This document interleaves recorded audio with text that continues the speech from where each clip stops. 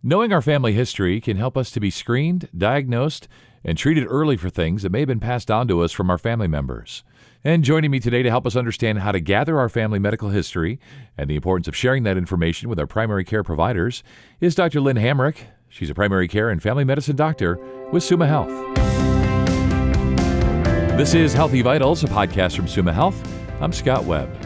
So, Doctor, thanks so much for your time today. We were just discussing before we got rolling here how our, family history is something that we can't really outrun. It is what it is, and we try, all of us, to the best we can through behavior and lifestyle to do our best to be healthy, but our family history is something that's kind of always there, kind of always looming in the background. So this is a great conversation, and as we get rolling here, I want to ask you, why is it so important that we understand our family history, our family health history? Yeah, well, you've probably heard the phrase that past is prologue. And that's particularly true for family history, and not in a fatalistic way. But it's the only really crystal ball we have in medicine to kind of try and predict the future of a given patient or a family from the past. And it allows us to intervene in a preventative way, an opportunity that we wouldn't normally have if we didn't have that information. So if you have a family history of any given disease and it tends to follow a genetic pattern, we might be able to start screening earlier. Yeah, I see what you mean. And, I think that's, especially as we both know, and you especially as a doctor, that early screening, early diagnosis are so key. And so really knowing our family history is important. But that can be a bit of a struggle, a bit of a battle, because these things weren't necessarily documented electronically. They could be passed forward through generations. So there's often a family member who's sort of like the keeper of the family medical records. So how do we do that? How do we build our family history? How do we sort of take that on? Yeah, well, the first step is just to kind of start somewhere, even if it's just with your immediate family, if that's all that you have available to you.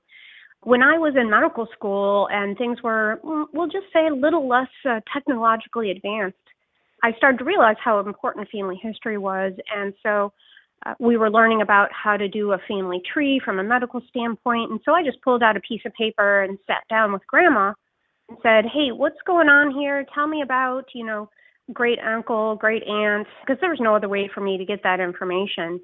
Now, of course, there are all sorts of available opportunities online to create an electronic document in a way that's shareable with others in your family or even perhaps with your healthcare provider to have inputted all that information. There's a great one from the CDC called My Family Health Portrait, and I looked at it in preparation for this, and it's a really pretty easy, straightforward way of documenting what your history is. So you really just want to start with who you have available to you and get what information you have, and even if it's not perfect, it's still better than nothing. So you look at your parents, brothers, sisters, children, grandparents, sometimes great aunts and uncles, great grandparents, particularly if you have access to that information, can really give you a lot of information you might not otherwise have had.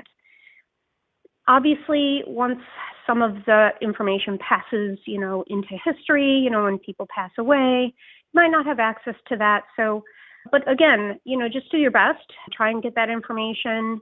You don't have to know the fancy medical words for things. You just do the best you can, and sometimes we can interpret based on the circumstances what that might have been or what that disease process was or whatever, but some information is better than zero.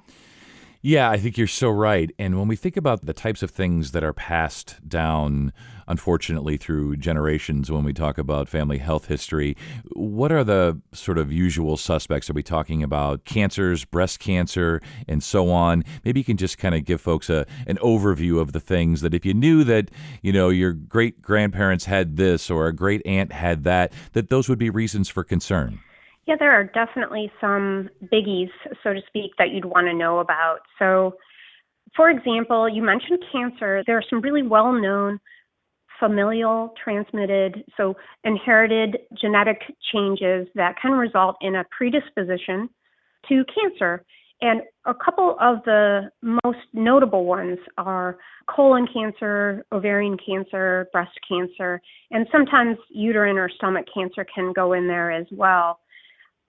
Most people have heard of, the BRCA gene, or there's many different pronunciations, BRCA, et cetera. Those are particularly associated with breast cancer and other female cancers in women, and also potentially colon cancer in both sexes. So when you have a pattern set up of multiple generations or several, sisters, brothers, parent, child that have those, you're paying a lot closer attention to that information and can start early screening in a number of ways.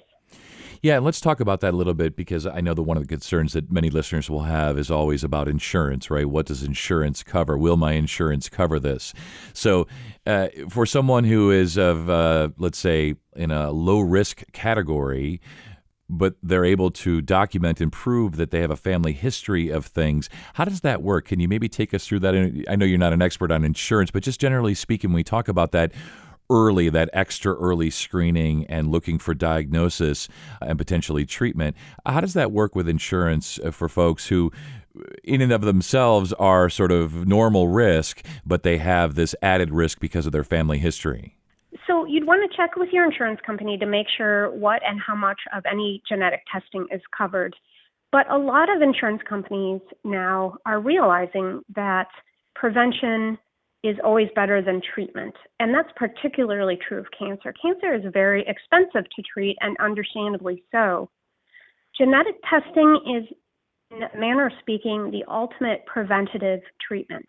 If you can find out if you're a carrier of a genetic abnormality that is likely or highly likely to result in a specific cancer, and you have a definitive treatment or definitive preventative or screening method for it, that is way cheaper than it is to wait until someone gets that disease and then have to treat it. And so I think insurance, not all insurance, but I think they get that to a certain extent. And so in my personal experience, I found that there's starting to be increasing awareness and coverage, not always, but increasing coverage for some of this testing. That's good to hear. And you're so right that obviously prevention is much cheaper. I hate to talk about medicine and talk about money, but let's be honest, medicine is big business, and insurance has a vested interest in trying to make sure that they keep their costs down, right? So prevention is much cheaper than treatment. And when it comes to cancer, the prognosis and outcomes are much better if something is diagnosed early, treated early. So good to hear that in many cases, at least, that insurance is understanding that and playing ball. And so, okay, we get our family history together. We get it documented. Now, doctor, what do we do with it? Well, there's many ways to bring that forward to your healthcare provider. And so I mentioned that there's an online portal through the CDC, but even if it's just handwritten or, carried verbally to your provider, just sharing that information, making sure you set aside a time to go and see that healthcare provider is probably the first step, right? So you have this information, you bring it to them, and we generally do that during an annual wellness visit if you're Medicare, or just a yearly visit for non-Medicare patients. And that's one of the things that sometimes people don't understand, and understandably so, is they're like, well, I'm fine. Why do I need to go every year to the doctor? And what are they going to do? I try and eat healthy, I exercise, or I know I need to eat healthier and I know I need to exercise. So they're not going to tell me anything I don't already know. Well, there are multiple opportunities during those visits to educate patients about their risk factors, to give them practical advice to help them achieve their lifestyle goals.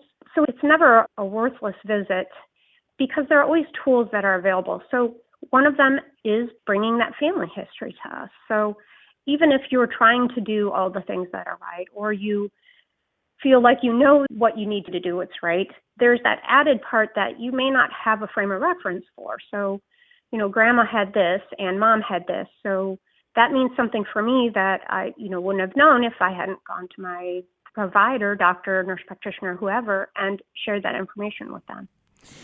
Doctor, as we wrap up here, which side are you on there, Doctor? Are you on the side of, well, just be frustrated because grandma had this or grandpa had that, or it's good to know what grandma and grandpa had because it can help you to live a better life, a healthier life, and also be screened and diagnosed early? Well, as you can imagine, I fall on the side of knowing that information. No surprise there. Right. That really gets down to the question of modifiable risk factors or non-modifiable risk factors, right? So non-modifiable risk factors, so risk factors for disease or illness that cannot be changed. So that's your genetics, that's the sex you were born with, that's a number of other things that just your race, et cetera, that can't be changed. And then there are modifiable risk factors, and that's really where the key is. So you may be at increased risk for heart disease, stroke, or diabetes, but you have opportunities to really impact whether or not you develop that, or how soon you develop that, or how severe it is when it does develop. So that's where the lifestyle comes in, the diet, the exercise, maintaining an ideal weight, avoiding alcohol and tobacco. That's where that comes in, is there are things that you can do, and it's not inevitable that you will develop those problems if you know the specifics about that. And so I see it as empowering people. So I'm on the other side of that. I don't see it as fatalistic. I'm really optimistic about that. Knowing that information can really empower a patient to take that opportunity to not fall into that same circumstance that their family did, at least as much as possible. I think that's a perfect way to say it and a perfect way to end. It is empowering. Knowledge is power, and we can do our part, right? The modifiables, behavior, lifestyle, exercise, diet, all of that. But that family history, the genetics, if we know it, if that's been documented, if we provide that to our providers, it can really empower us. And as you say, it may allow us to prevent ever developing something or a less severe case or push it off to a later age and so on. So that's a great takeaway, Doctor. Empowering. So we hope listeners have the same reaction to this. Thank you so much for your time today, and you stay well. Thank you. You too. Visit sumahealth.org/primary care to find a primary care physician near you or to schedule an appointment with one of our providers. And if you found this podcast to be helpful and informative, please share it on your social channels and be sure to check out the entire podcast library for additional topics. This is Healthy Vitals, a podcast from Suma Health. I'm Scott Webb. Stay well, and we'll talk again next time.